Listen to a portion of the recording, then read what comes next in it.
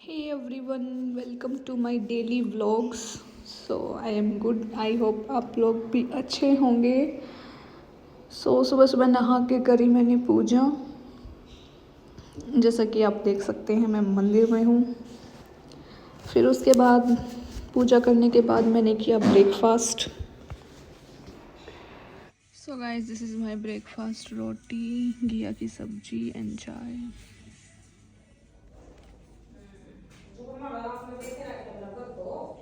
So guys, मैं P रही हूँ नारियल पानी. काफ़ी डिहाइड्रेशन हो रही थी. अभी कट किया है मैंने. इसके बाद देखते हैं, थोड़ा काम करेंगे घर का. So guys, this is my lunch. चावल.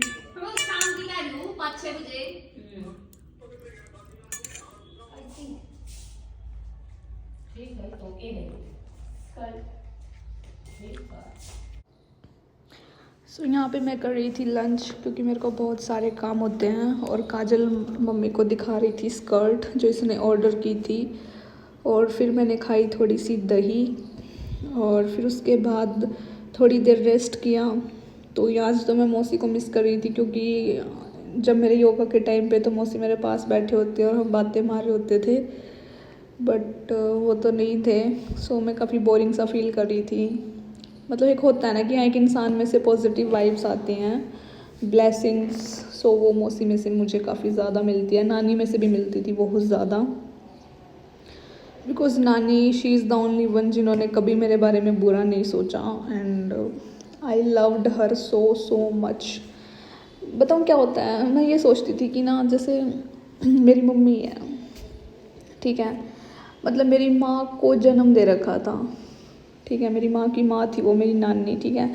बट स्टिल ना, वो मेरे से काफ़ी ज़्यादा प्यार करती थी मेरी नानी.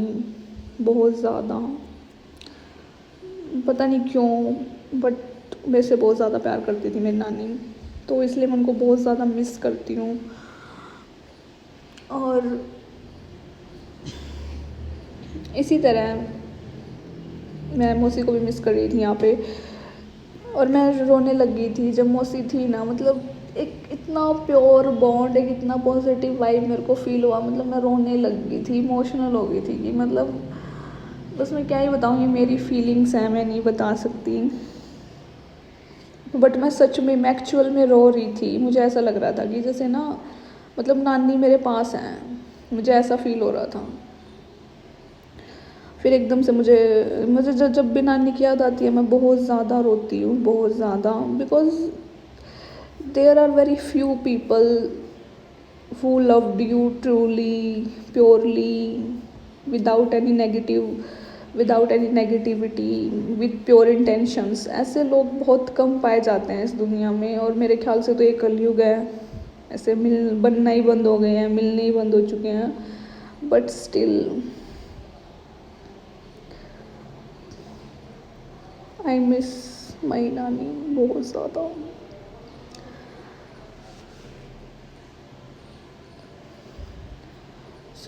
ब्रेक लिया था मैंने 2-3 घंटे का लंच के बाद. फिर मैंने अपना योगा स्टार्ट कर दिया. तो योगा में भी मैं हर बार कुछ ना कुछ न्यू ट्राई करने की सोचती हूँ, क्योंकि एक चीज़ करके मैं बोर हो जाती हूँ, बार बोर हो जाती हूँ. तो मैं सोचती हूँ कि हाँ, कुछ ना कुछ अगर मैं सोचती हूँ तो फिर मैं ट्राई करती हूँ कि मैं इम्प्लीमेंट भी करूँ. मैंने यहाँ पे, मतलब यार, अभी थोड़े दिन पहले की बात है, मैंने 108 सूर्य नमस्कार करे और 1-1.5 घंटा लग गया था उनमें.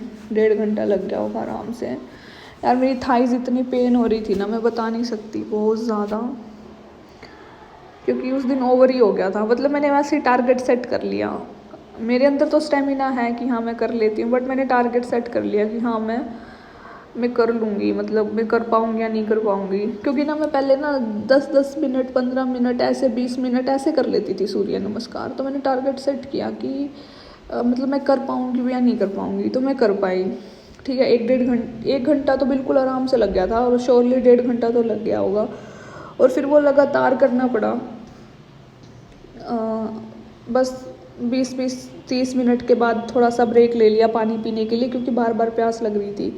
अदरवाइज़ मैं लगी पड़ी थी तो भाई बहुत टफ़ था, बहुत ज़्यादा टफ़ ये था। वो तो मैंने कर लिया, उस टाइम तो मेरे को पता नहीं लगा, बाद में मेरी पूरे 5 दिन तक थाइज़ ऐसे पेन करती रही, मैं बता नहीं सकती। तो वो चीज़ काफ़ी हार्ड थी, मैं चल भी नहीं पा रही थी ठीक से, मेरी टंग ये ना ऐसे हो रही थी। काजल बोलती तेरी टंगों को क्या हो गया, मैं कब बस क्या ही बताऊँ। सो योगा करने के बाद मैं गई किचन में, क्योंकि मेरा डिनर का टाइम हो गया था। तो मैंने अपना खाना वाना बनाया, क्योंकि काजल का शूट करना था 6:30 बजे के बाद। तो इसका शूट 6:30 बजे स्टार्ट हुआ था और 8:30 तो हमें आराम से बज गए थे शूट करते करते। तो मतलब अब मैं इतना सारा काम, मतलब दिन में भी मैंने इतना सारा काम करा और फिर उसके बाद इसके शूट में भी हेल्प करी मैंने, लाइट वगैरह पकड़ी। तो मतलब मेरे को तो मतलब मेरा पूरा दिन ऐसे चला जाता है कि मेरे को टाइम ही नहीं लगता बिल्कुल भी।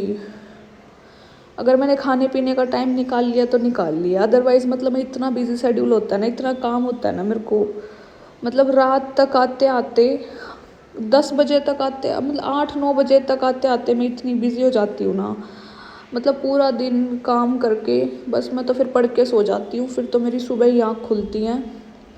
तो यहाँ पे तो मैं बना रही थी रोटियाँ और साइड में सब्जी गर्म हो रही थी। मैंने कपड़े भी चेंज नहीं किए थे, मैं कहा पहले, फिर मैंने जैसे पहले पूजा करी, योगा करने के बाद पूजा का भी टाइम हो गया था, 6 बज गए थे।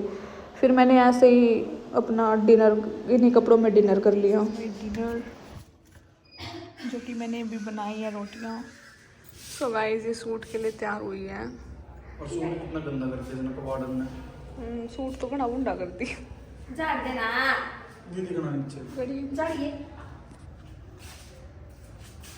अरे फूल फाल की चली आ रही लाइन की अरे वो तेल आया पेट्रोल सा पानी है यार ये। चल छोड़, फूल जोड़िए भाई, ये बना बैठी है। फूल जोड़ दो। फोन घेर दूंगा मैं ना तो। यूं तो लाल ला रहा।